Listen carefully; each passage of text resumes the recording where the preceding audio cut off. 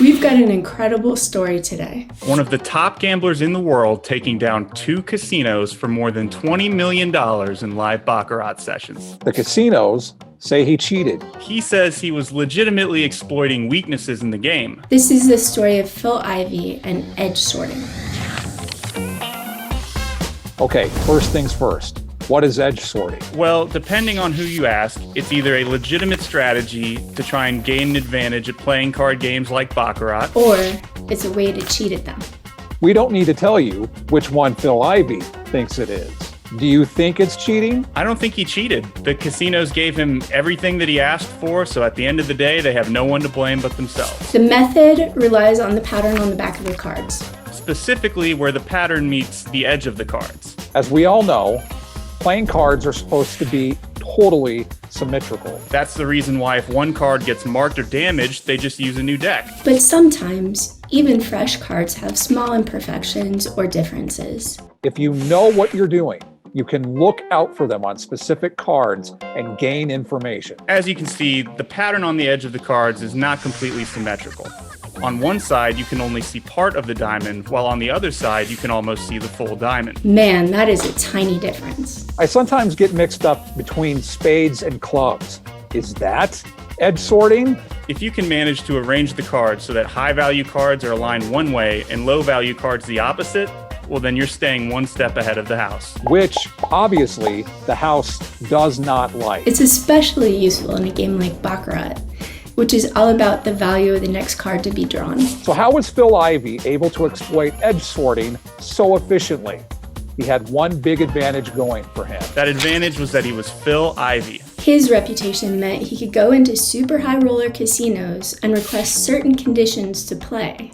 And put it down to old-fashioned superstition. In this case, he had 4 main conditions. He needed a specific style of cards with a subtly asymmetrical pattern. He asked the casino to use the same 8-deck shoe for the whole session. He asked for an automatic shuffling machine, which would mean the cards weren't flipped around when they were shuffled. And most importantly, he even got the dealers to turn the cards 180 degrees during the game, which effectively sorted out which cards were high value and which cards were low value. Basically, he managed to manipulate the casino to arrange the cards in his favor, all without even touching them. That is next level. Ivey, along with his partner Kelly's son, meticulously designed their plan and ended up hitting 2 casinos in 2012 for marathon sessions. The Borgata in Atlantic City. And Crockford's in London. The plan worked perfectly, and over 2 different sessions, Ivey and son managed to walk away with over $20 million.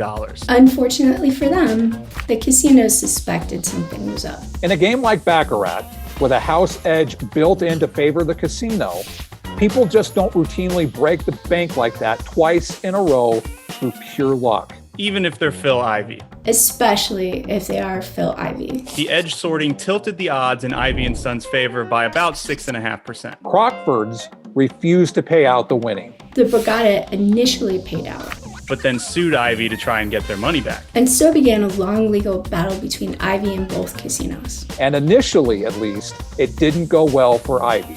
He sued Crockford's, but lost in the UK. The Borgata sued Ivey and made good progress. Its lawyers even turned up at the WSOP in 2019 and seized his $125,000 in winnings from the Poker Players Championship. Which led to 2 other high-stakes players, Daniel Cates and Isla Trencher, counter-suing the Borgata because they had staked Ivey in the event. Ridiculous. Finally, in July 2020, Ivey and the Borgata reached an undisclosed agreement, and the whole saga came to an end. The crux of the whole thing came down to whether Ivey was cheating or legitimately exploiting the casino's weaknesses. So what do you think? Is edge sorting cheating? Or is it just next-level gambling skills? Is Phil Ivey a genius or a cheater? Tell us what you think in the comments below.